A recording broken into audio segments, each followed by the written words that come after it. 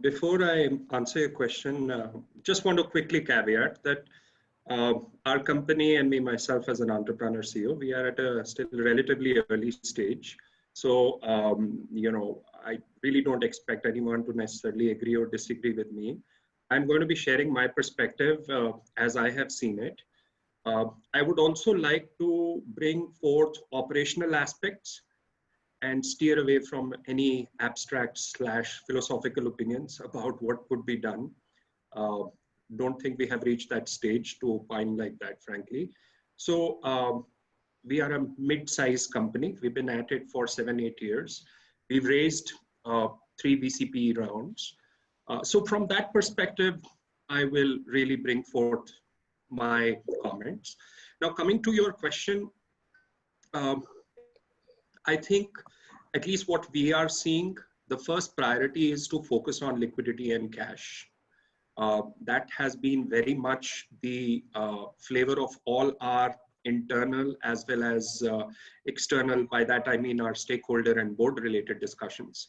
Priority has been to look at liquidity and side by side safety and brand protection because, we are an F&B service play.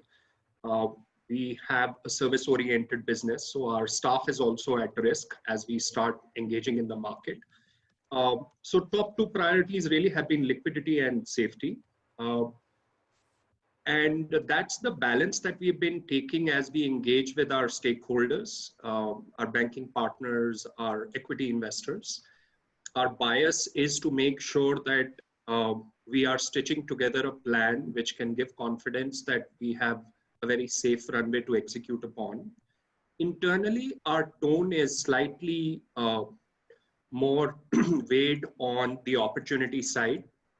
I think we took the first 15, 20 days to really make sure that we had in place a straw man as far as liquidity and cash strategy is concerned. And then we accordingly started engaging with our board on that.